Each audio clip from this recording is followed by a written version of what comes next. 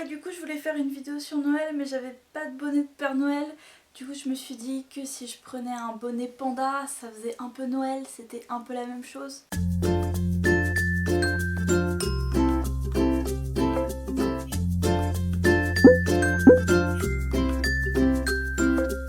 Alors on va faire un début de vidéo vlog, je vais ouvrir mon chocolat du jour du calendrier de l'Avent devant vous, devant vos yeux ébahis. Donc ceci est mon calendrier de l'Avent, car je suis une personne très adulte et très mature.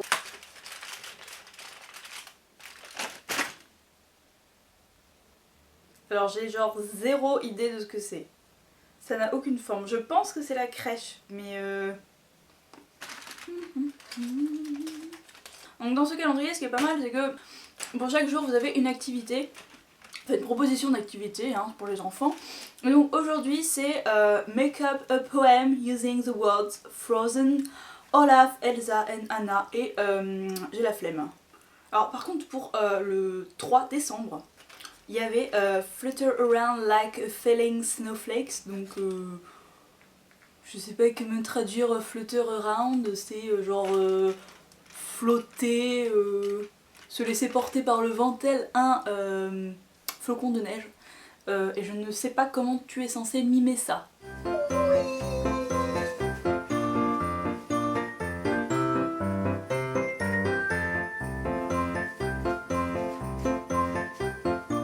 Alors dites-moi dans les commentaires si l'éclairage vous va à peu près, je fais des essais parce que le jour tombe extrêmement tôt, donc là il est 17h40, 50 et il fait déjà nuit noire et du coup j'ai zéro luminosité, hein, donc j'ai organisé cette petite chose, je ne sais pas si ça va. Bref, tout ça pour dire qu'aujourd'hui on se retrouve pour une vidéo de Noël pour vous donner un peu des conseils d'idées, de cadeaux comme ça, de livres. Donc les livres que je vais vous présenter sont en général des coups de cœur. Ce sont des choses assez récentes, donc j'ai pas que du récent mais je regarde de côté parce qu'ils sont à côté de moi. Alors j'ai eu du mal un peu à faire des catégories, je vous ai quand même regroupé ça en thèmes pour que ça soit un peu plus facile entre guillemets de cibler certaines personnes. Donc par exemple je vais vous présenter un ensemble de livres, puis je vais vous dire voilà ce genre de livre c'est pour tel genre de personnes. J'ai volontairement pas choisi des livres dont j'ai énormément entendu parler sur la blogosphère récemment parce que vous les avez vus passer, hein. Je vais pas vous parler de Miss Peregrine et les enfants particuliers, je vais pas vous parler de l'album illustré de Harry Potter parce que je pense que vous allez suffisamment le voir sur les autres vidéos.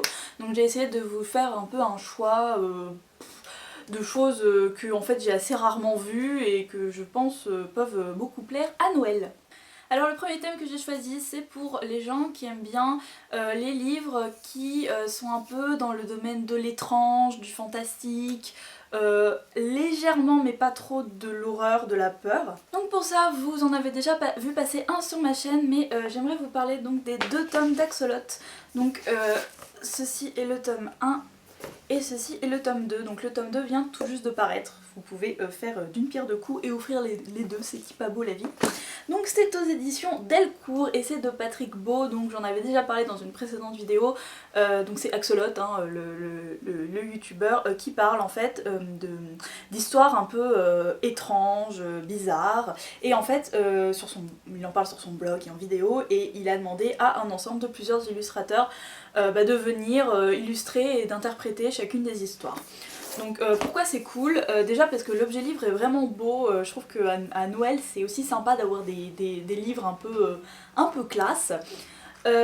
Ensuite pour ceux qui aiment bien les BD c'est assez chouette parce que vous avez vraiment beaucoup de styles de dessins différents. Du coup voilà, vous pouvez pas dire ah j'aime pas les graphismes parce que alors vous allez peut-être pas accrocher absolument tout mais il y a pas mal de choses vraiment très chouettes. Et ensuite c'est tellement drôle et vous apprenez tellement de trucs que franchement ça vaut le coup si vous avez un cousin, une cousine, une tante, que sais-je, fan de tout ce qui est un peu paranormal, histoire un peu étrange, etc. ou histoire un peu loufoque, foncez. Ensuite un peu plus dans le domaine de la peur, donc j'en avais aussi également parlé sur la chaîne, je voudrais vous présenter donc Through the Woods de Emily Carroll et c'est aux éditions, je ne sais toujours pas, Faber and Faber. Alors là pour le coup c'est destiné aux personnes qui parlent anglais parce qu'il n'a pas encore été traduit en français. Si vous voulez en savoir vraiment plus, je sais que Sita de la chaîne Ducat Sits Bass a fait une vidéo spécialement dessus pour Halloween parce qu'elle avait beaucoup aimé, voilà. Donc je le redis pour ceux qui n'auraient pas vu ma vidéo, en fait Émilie Carole à la base elle a un blog où elle dessine et en fait c'est un ensemble de ces histoires, donc ce sont des mini-histoires, je crois qu'il y en a 5 qui parlent d'horreur en fait, ce sont des petites histoires d'horreur, mais alors ce qui est très intéressant c'est que il n'y a pas vraiment de découpage type case de BD et moi je suis très fan du graphisme. Ça fait peur mais pas trop, enfin juste assez en fait, vous savez le petit frisson qui va bien à la fin des histoires un peu à la Edgar Allan Poe. Ensuite je ne l'ai pas avec moi puisque je l'avais emprunté à la bibliothèque, mais je vous conseille également Je suis la reine donc de Anna Starobinets aux éditions Mirobol. Donc pareil que pour Through the Woods, ce sont des petites nouvelles, là il y en a à peu près 10, un peu moins je pense 8, quelque chose comme ça, qui sont un peu inquiétantes, vous savez ces nouvelles où tu sais pas trop si c'est la vraie vie ou pas, donc heureusement que c'est pas la vraie vie mais c'est des histoires qui foutent un peu les chocottes. Ça fait pas extrêmement peur mais c'est inquiétant, c'est un peu un climat mal à l'aise, voilà. Je vous mettrai les liens en barre d'infos, j'en parle un peu plus dans des vidéos vlog où du coup c'était pendant le French Philaton il me semble de cet été. Et enfin pour clore ce thème un peu horreur fantastique, on va parler un peu manga. Alors du coup je vous ai un peu présenté que des BD pour ce thème là. Donc il s'agit de Poison City de Tetsuya Tsutsui, je vais y arriver, de Kai-hoon, donc c'est Kai-hoon Shainen. Alors c'est une duologie, donc il y a 2 tomes comme son nom l'indique. Sachant que le tome 2 est sorti hier, donc pareil que pour Axolot, vous pouvez faire d'une pierre deux coups et acheter les deux, vous faites un petit ensemble chute portable. Donc pourquoi ce manga est cool? Déjà parce qu'il est assez peu manga, je le trouve plutôt proche du roman graphique, en fait il est assez dense. Je sais pas si vous avez déjà lu du Tetsuya Tsutsui mais souvent c'est pas un dessin très mignon. Et donc c'est l'histoire, donc ça se passe en 2019 et donc l'auteur a imaginé que c'est au Japon de recevoir les JO et pour un peu redorer l'image du Japon, le Japon va appliquer une censure à absolument tous les livres, tous les films, donc ils censurent à tour de bras dès qu'il y a de la cigarette, dès qu'on voit une paire de seins, dès que tout, voilà, ils censurent. Et donc c'est l'histoire d'un jeune mangaka qui a écrit une histoire de zombies et qui va vouloir absolument publier son manga dans ce pays où du coup la censure fait rage et du coup c'est super intéressant parce que il y a un peu une touche de fantastique parce que ça parle un petit peu de zombies mais pas trop, je veux dire moi je suis pas très fan de zombies mais ça passe. Et surtout c'est une super critique, une super réflexion sur la liberté d'expression et sur la censure, donc voilà.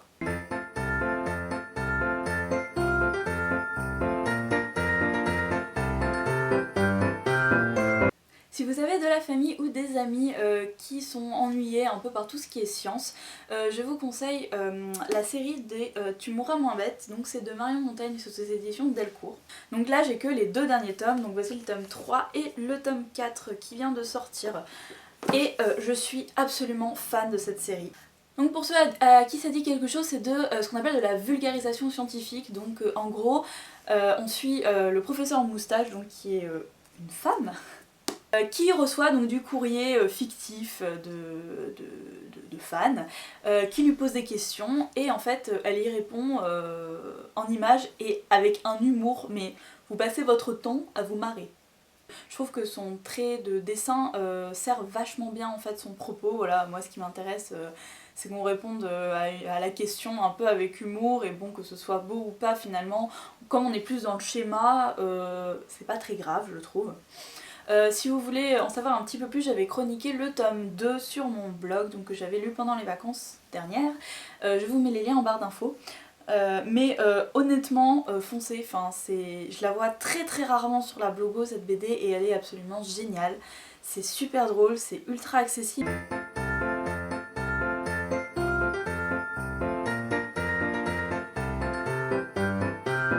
Si vous avez une personne dans votre famille qui est angoissée, qui se sent pas très bien, qui est souvent stressée, un peu comme moi, et bah je pense qu'elle va adorer Leslie Play. Alors Leslie Play, Elle a un parcours que j'adore, donc voilà, elle est dessinatrice. Ensuite elle a fait un DUT, si je ne me trompe pas, métier du livre, donc elle a été libraire. Et maintenant elle est dessinatrice et juste ce qu'elle dessine c'est absolument hilarant et super humain et en fait on se retrouve vachement dedans. Donc je vous parlais de la déprime, c'est une personne qui est assez angoissée. Alors là je vous présente Éloge de la névrose mais je vais peut-être d'abord parler de l'effet Kiss Pas Cool. Donc journal d'une angoissée de la vie, donc je crois qu'elle est toujours... Donc celui-là c'est un peu particulier, c'est aux éditions Jean-Claude Gosevich, éditeur. Voilà, sinon elle est éditée par Tapas. En gros là elle raconte un peu ses angoisses, ses crises, pourquoi elle se sent pas bien de temps en temps, etc.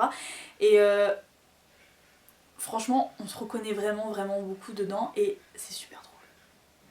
Donc son dernier c'est Éloge de la névrose, donc elle a essayé une nouvelle façon de dessiner à l'aquarelle et c'est magnifique. Mais les dessins ils sont... Enfin, je sais même pas comment c'est possible de dessiner de manière spontanée, de manière aussi bien, c'est juste beau, tu as envie de lire ce livre encore et encore et encore. Donc pour celui-là, elle te présente en gros 10 syndromes de la névrose. Voilà, mais dans le même ordre d'esprit en fait que... D'accord, il y a mes lunettes qui ont décidé que non. Je disais donc dans le même ordre d'esprit que Marion Montaigne, foncez sur tous les livres de Leslie Play parce que honnêtement, c'est merveilleux. C'est super drôle, c'est vachement beau à regarder. Pour les personnes d'ailleurs qui font des études en rapport avec le livre, ou qui sont libraires, ou qui sont bibliothécaires, vous pouvez foncer aussi sur Moi vivant, vous n'aurez jamais de pause, ou Comment j'ai cru devenir libraire, donc chez Tapas. Donc c'est son premier livre. Et alors, si vous pouvez trouver la dernière édition, c'est pas mal, parce qu'en fait, elle a pas mal évolué au niveau de son trait de dessin. Et en fait les dernières pages ont été rajoutées dans une édition ensuite et en fait elle revient sur pas mal de choses de son livre et elle parle d'Amazon, elle parle de place des libraires, des choses comme ça, des différentes façons d'acheter. Et donc là c'est surtout sur son expérience de libraire qui s'est plutôt mal passée pour son premier travail.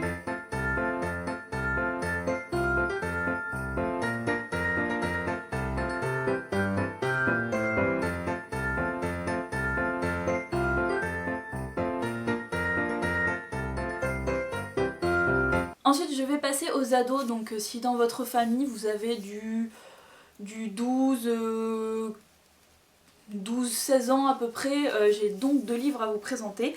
Le premier, vous en avez pas mal entendu parler, donc il s'agit de Ce que je sais enfin de Carrie Hope Fletcher et c'est chez Albin Michel Jeunesse. Donc je vais pas en reparler encore beaucoup parce que j'en ai déjà parlé plein de fois dans plein de vidéos différentes, j'avais fait gagner des exemplaires. Donc rapidement pour resituer un peu, Carrie Hope Fletcher c'est une jeune youtubeuse anglaise qui donc a écrit ce livre pour en fait donner des conseils aux adolescentes. Et ce que je trouve de bien en fait dans ce livre c'est que j'adhère totalement aux valeurs qu'essaye de faire passer Carrie. C'est des conseils qui sont ultra accessibles, très simples, où absolument tout le monde peut se reconnaître. Et honnêtement, si j'avais eu un livre comme ça à 15 ans à peu près, je pense que ça m'aurait fait vraiment du bien parce qu'elle donne des conseils vraiment très agréables, faciles à suivre. Voilà, en plus c'est bourré d'humour, enfin voilà, elle a tout pour plaire. Ensuite un livre que j'avais emprunté à la bibliothèque et qui est un de mes coups de cœur 2015, totalement inattendu, c'est un truc que j'avais pris absolument par hasard à la bibliothèque. Il s'agit de La pyramide des besoins humains de Caroline Solé, il me semble. C'est aux éditions L'École des loisirs. Et donc là on va suivre un jeune adolescent qui s'appelle Christopher Scott qui est SDF et qui va se mettre en tête de participer à un jeu télévisé qui s'appelle La pyramide des besoins humains en rapport avec la pyramide de Maslow. Donc la pyramide de Maslow c'est, vous savez, cette pyramide avec les besoins élémentaires, avec la première strate c'est juste pouvoir dormir, manger, avoir un toit, ensuite c'est l'amitié, ensuite c'est la réussite professionnelle, ensuite la gloire, le succès, enfin il y a différentes strates comme ça. Et donc en fait c'est une super réflexion en fait sur le système, sur la manière dont les gens sont un peu classés. Voilà, c'est très court, ça se lit très facilement, le personnage principal est très attachant, c'est un livre que je trouve assez frais en fait. Enfin c'est vrai que je savais pas du tout à quoi m'attendre en ouvrant le livre et en fait il m'a fait du bien. C'est vrai que je me suis vraiment beaucoup attachée à Christopher et puis pareil c'est drôle, c'est assez grinçant, c'est un peu une critique sur la société type les personnes qui sont toujours concentrées sur tout ce qui est ordinateur, smartphone, mais sans être moralisateur, donc ça fait un peu du bien, c'est plus un constat. Voilà, donc si vous avez... parce que, enfin je le conseille aux enfants, mais en fait je pense qu'il peut aller à peu près, même aux adultes, etc. Voilà.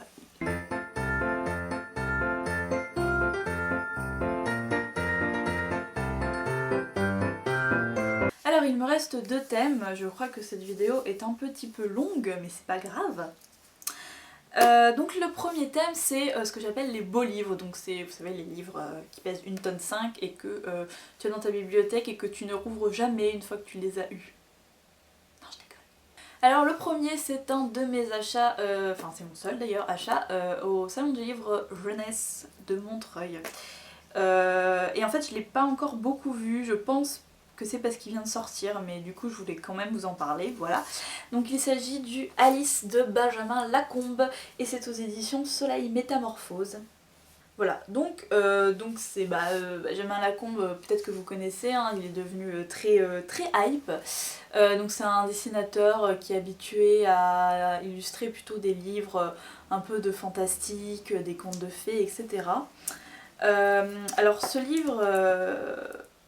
il donne vraiment beaucoup envie de relire Alice, voilà, les illustrations sont absolument magnifiques.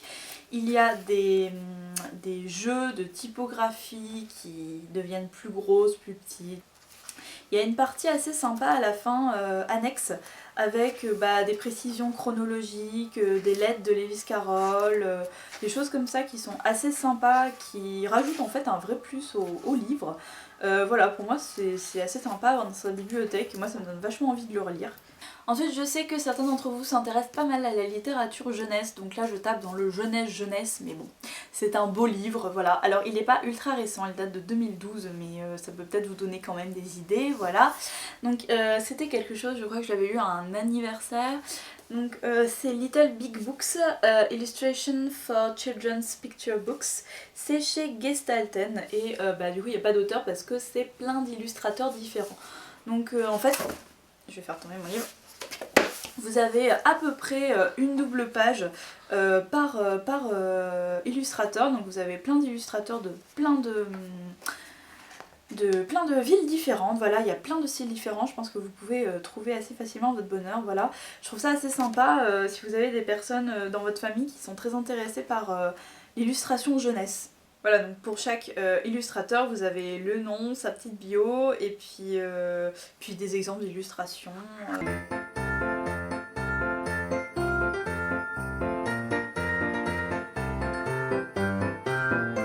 Et enfin une catégorie que j'ai assez rarement vue dans les vidéos du type conseil lecture, voilà, mais j'en suis moi-même une, du coup je me suis dit que peut-être que certains cherchaient des idées cadeaux pour ce genre de personnes. Ce sont les personnes qui sont fans du cinéma d'animation. Donc ça regroupe, c'est très large, hein, c'est évidemment Disney, Pixar, mais c'est aussi DreamWorks, Aardman, Miyazaki, Satoshi Kon, des gens comme ça, voilà. Alors je vais pas beaucoup revenir dessus parce que j'avais déjà fait une vidéo dessus sur ma chaîne, je vous mettrai les liens dans la barre d'infos, mais je sais que ce genre de personnes pourraient beaucoup aimer recevoir ce qu'on appelle des artbooks, voilà. C'est des choses auxquelles on ne pense pas vraiment, mais c'est des choses qui peuvent faire très plaisir aux gens qui sont fans d'animation. Donc rapidement, je le remontre, les artbooks ce sont des livres en fait qui contiennent les illustrations préparatoires, donc des personnages, des lieux, des anecdotes, des choses comme ça sur un film d'animation. Donc en général ce sont des très beaux livres. Bon, c'est pas le genre de livre que tu lis de A à Z avant de te coucher, mais pour aller picorer un peu des illustrations sur son film préféré, ça peut être très chouette. Donc moi j'en ai plusieurs, là je vous ai sorti Rebelle et puis Réponse, voilà. Ce qui est pas mal c'est que vous en avez pour plein de dessins animés différents, donc vous avez plein de Disney, Voilà, vous avez les nouveaux héros, les plus récents, il y a Pixar, je sais qu'il y en a un qui est sorti sur le voyage d'Arlo, sur Vice Versa, si vous avez quelqu'un dans la famille qui adore ce genre de film. Et sinon il y a aussi un peu du DreamWorks, puisque moi j'ai un artbook sur Dragon. Donc ceux qui aiment bien la série Dragon, enfin la série, les 2 films Dragon, ça existe. Et enfin, alors là c'est un petit peu particulier parce que je ne l'ai pas, je ne l'ai même pas feuilleté, mais en fait je suis tombée dessus, il est dans ma wishlist de Noël, et du coup j'ai pensé que ça pouvait quand même vous donner une idée, voilà, soit pour vous, soit pour vos proches. J'ai vu donc pour les fans de Pixar qu'il y a un nouveau artbook qui est sorti il n'y a pas très longtemps qui s'appelle Funny. Et en gros c'est un ensemble de en fait des illustrations préparatoires et puis des storyboards de gags qui n'ont jamais été mis dans les films. Je sais aussi qu'il y a en plus des illustrations et puis des petits croquis, etc. De choses donc, qui n'ont jamais été montrées en fait. Et je pense, alors je l'ai pas feuilleté, mais il a l'air un peu gros, de même format que les artbooks, et il a l'air plutôt pas mal. Donc voilà, si ça peut vous donner une idée.